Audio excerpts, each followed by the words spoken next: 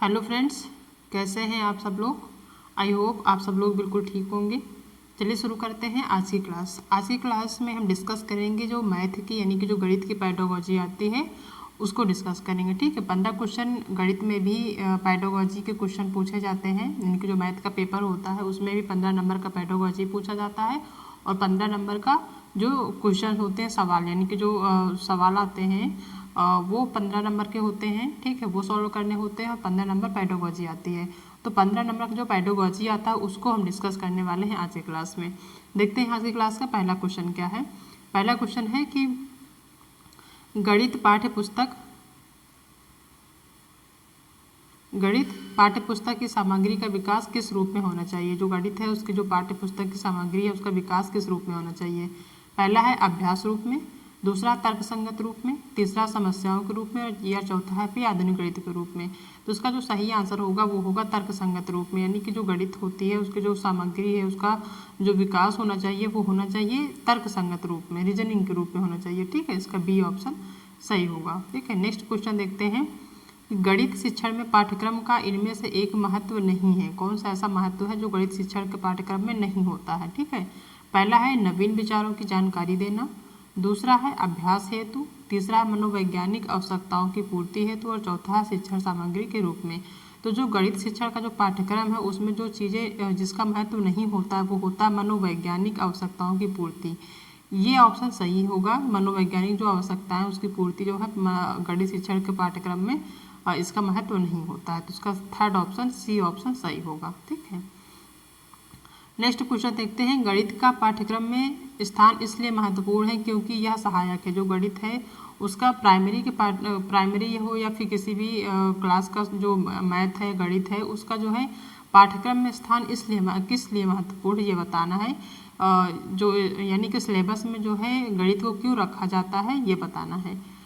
पहला है भौतिक विज्ञान के अध्ययन में, दूसरा रसायन विज्ञान के अध्ययन में, तीसरा सांख्यिकी के अध्ययन में, चौथा है उपरोक्त सभी।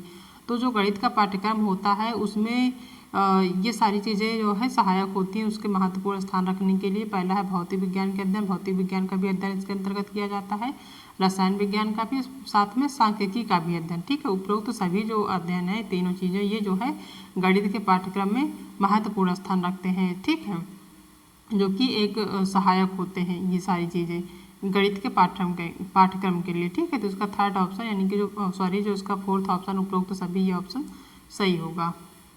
नेक्स्ट क्वेश्चन देखते हैं कि एक गणित शिक्षक का मानना है कि लड़के गणित में लड़कियों से अच्छे होते हैं। ठीक है, एक गणित के शिक्षक हैं उनका मानना है, वो कहते हैं कि जो लड़के होते हैं वो गणित में लड़कियों की अपेक्षा अच्छे होते हैं। यानी कि लड़के जो है गणित में अच्छे होते हैं, लड़कियां अच्छी नहीं होती। कहने का मतलब यहाँ है। ठीक है, तो शिक्षक क्या यहाँ पे व्यक्त करना चाह रहा है ये बताना है। पहला है उचित दृष्टिकोण वाला है, यानी कि जो शिक्षक है वो कैसा है, एक उचित दृष्टिकोण वाला है या फिर नीतिपरक है या फिर लिंग पक्षपाती है या फिर इनमें से कोई नहीं। तो जो एक शिक्षक मानता है कि जो लड़के हैं वो गणित में अच्छे हैं और लड़के अच्छे नहीं हैं, तो वहाँ पे शिक्षक क्या है वो लिंग पक्षपात कर रहा है। ठीक है, तो यहाँ पर थर्ड ऑप्शन होगा वो एक लिंग पक्षपाती शिक्षक है।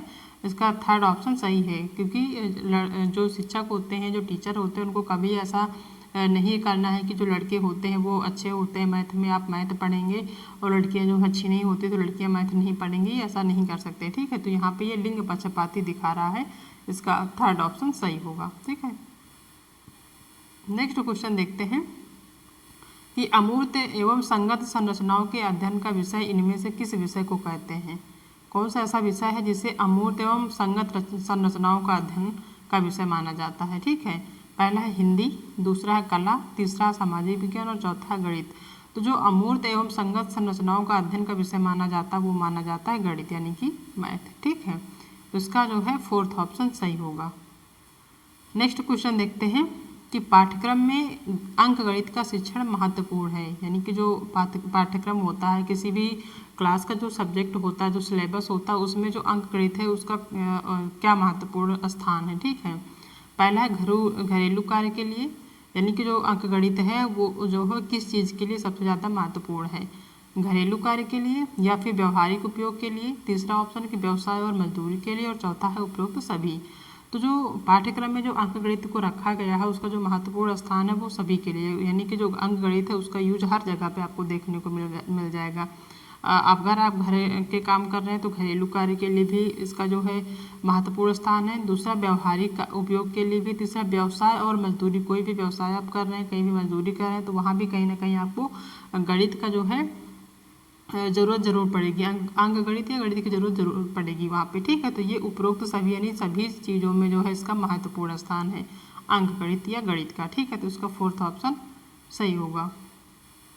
नेक्स्ट क्वेश्चन देखते हैं कि इनमें से कौन सा गणित शिक्षण में अभ्यास कार्य का महत्व नहीं है। यहाँ पे निगेटिव बताना है कि जो बताना कि इनमें से कौन सा ऐसा गणित शिक्षण में अभ्यास कार्य का महत्व नहीं है। इनमें कौन सा कार्य है जो अभ्यास कार्य का महत्व नहीं है गणित शिक्षण में, ठीक है। पहला है निपुणता प्राप्त करने के लिए, दूसरा है कुशलता प्राप्त करने के लिए, और तीसरा ऑप्शन है कि आत्मविश्वास के विकास के लिए, और चौथा है कि व्यावहारिक कुशलता प्राप्त करने के लिए, ठीक है। तो जो गणित शिक्षण में अभ्यास कार्य का महत्व नहीं है, यहाँ पे निगेटिव पूछा तो निगेटिव आंसर ही सही होगा। तो ये जो है ये पॉजिटिव है तीनों ऑप्शन, ठीक है। और जो निगेटिव है कि व्यावसायिक कुशलता प्राप्त करने के लिए, ठीक है, यही ऑप्शन सही होगा कि जो गणित है उसमें शिक्षण अभ्यास कार्य का जो महत्व नहीं है वो व्यावसायिक कुशलता प्राप्त करने के लिए नहीं है, जबकि ऐसा नहीं है, वो इसका जो महत्व है वो हर क्षेत्र में है, ठीक है। उसका डी ऑप्शन ये निगेटिव है और यही ऑप्शन सही होगा, ठीक है।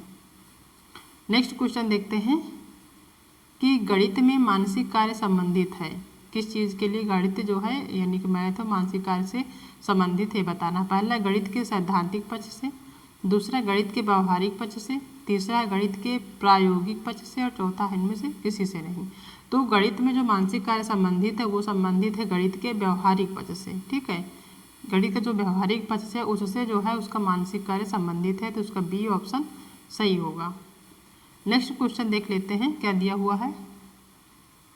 नेक्स्ट क्वेश्चन दिया हुआ है कि गणित शिक्षण में पाठ्यक्रम के द्वारा छात्र विषय वस्तु का इनमें से किसकी सहायता से युग्म बनाता है, ठीक है। कौन सी ऐसी चीज़ें हैं जिनकी सहायता से एक बच्चा गणित के शिक्षण में जो है युग्म बनाता है। पहला है विषय वस्तु को एकत्रित करके, दूसरा है संगठित करके, तीसरा है व्यवस्थित करके, और चौथा उपरोक्त में से कोई नहीं। तो गणित शिक्षण में पाठ्य पुस्तक के द्वारा छात्र विषय वस्तु का जो युग्म बनाता है जिसकी सहायता से वो है संगठित करके, चीज़ों को संगठित करके वो युग्म बनाता है, ठीक है। तो इसका बी ऑप्शन सही होगा। नेक्स्ट क्वेश्चन देखते हैं क्या दिया हुआ है। नेक्स्ट है कि उच्च प्राथमिक स्तर पर यानी कि जो 6 से 8 तक के जो बच्चे होते हैं उनको जो है उच्च प्राथमिक स्तर कहते हैं। तो उच्च प्राथमिक स्तर पर गणित शिक्षण का सर्वाधिक महत्व किस रूप में है, सबसे अधिक महत्व किस रूप में है। पहला है भौतिक रूप में, दूसरा है मानसिक रूप में, तीसरा है व्यवहारिक रूप में, और चौथा है आध्यात्मिक रूप में। तो इनका जो गणित शिक्षण का उच्च प्राथमिक स्तर पर जो सर्वाधिक महत्व है वो है व्यवहारिक रूप में। इसका सी ऑप्शन सही होगा। व्यवहारिक रूप में उच्च प्राथमिक स्तर पर गणित शिक्षण का सबसे अधिक महत्व है, ठीक है।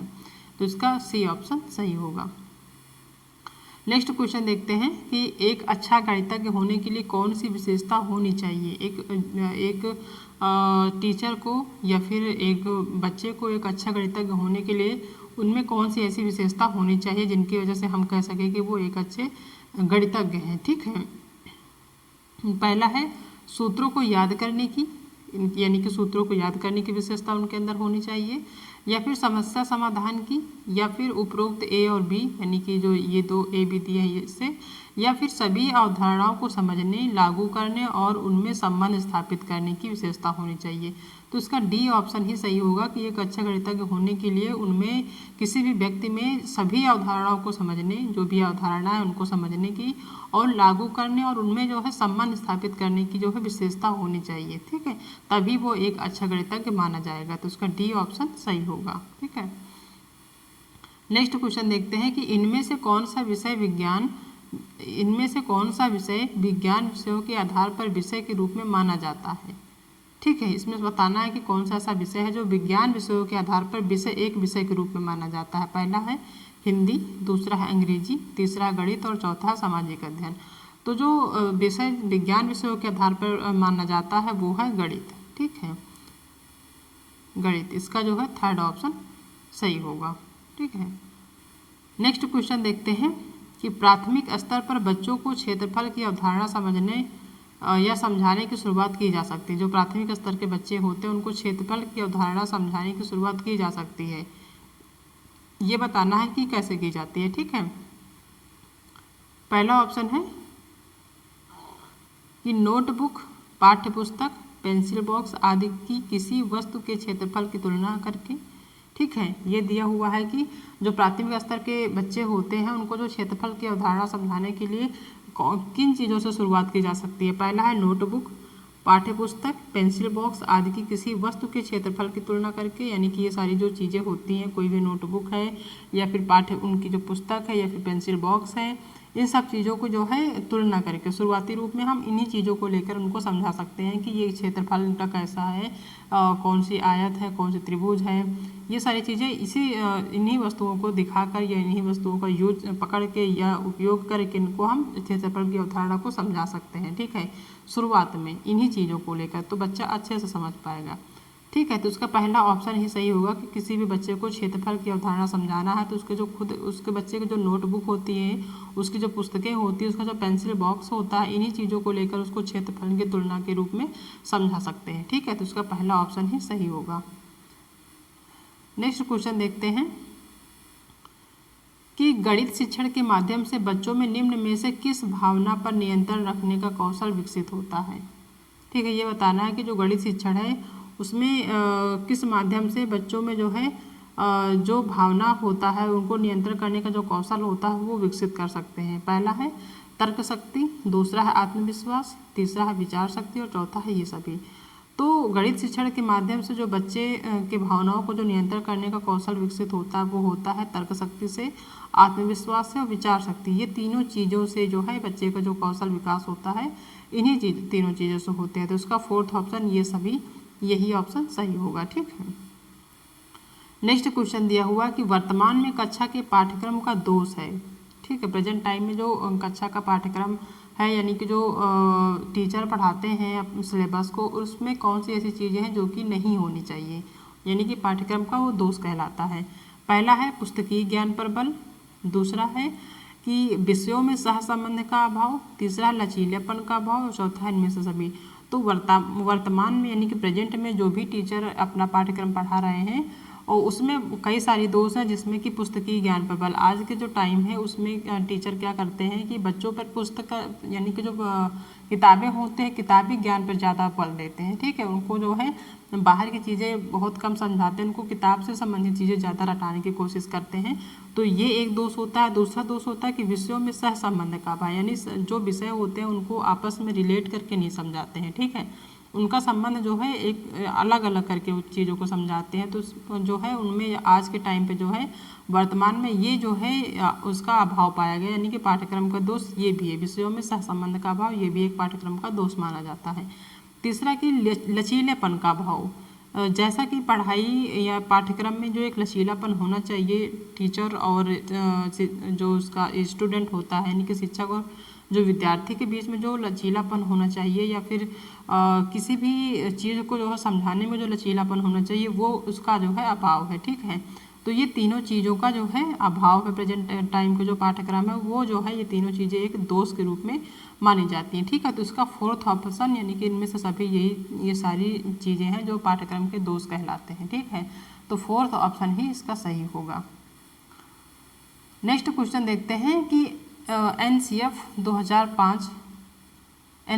2005 मानता है कि गणित में सोचने एवं तर्क का एक निश्चित तरीका निहित है। एनसीएफ 2005 मानता है कि जो गणित है उसमें सोचने एवं तर्क करने का एक निश्चित तरीका होता है। ठीक है, नीचे दिए गए कथनों में से वह कथन चुनिए जो उपरोक्त सिद्धांत का पालन नहीं करता है। इसमें दिया हुआ है कि उस कथन को चुनना जो ऊपर का जो ये दिया हुआ नियम, ये सिद्धांत उसका जो है पालन नहीं करता है। ठीक है, तो इसमें देखते हैं पहला ऑप्शन क्या दिया हुआ है।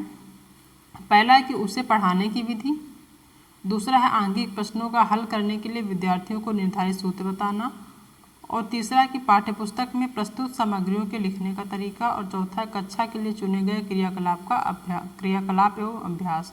तो यहाँ पे जो बताना है वो निगेटिव बताना है कि सिद्धांत का पालन नहीं करता। ठीक है, तो जो है इसमें जो आंशिक प्रश्नों का हल करने के लिए यानी जो छोटे छोटे प्रश्न उनको हल करने के लिए विद्यार्थियों को निर्धारित सूत्र बताना, ये आंकिक यानी जो अंक में देने वाले प्रश्न हैं, आंकिक प्रश्नों को हल करने के लिए विद्यार्थियों को निर्धारित सूत्र बताना, ये जो है ऑप्शन सिद्धांत का पालन नहीं करता। ठीक है, तो इसका बी ऑप्शन ही सही होगा। ठीक है,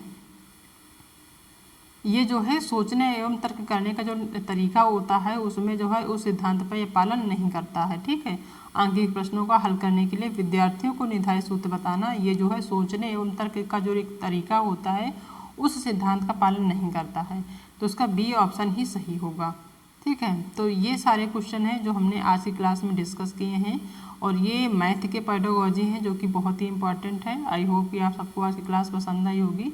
अगर आज की क्लास पसंद आई है तो वीडियो को लाइक करिएगा, अपने दोस्तों में शेयर करिएगा। अगर आप चैनल पर नए हैं तो चैनल को सब्सक्राइब करना बिल्कुल मत भूलिएगा। ठीक है, मिलते हैं नेक्स्ट क्लास में एक नई टॉपिक के साथ, तब तक अपना ध्यान रखिएगा। Okay, thank you.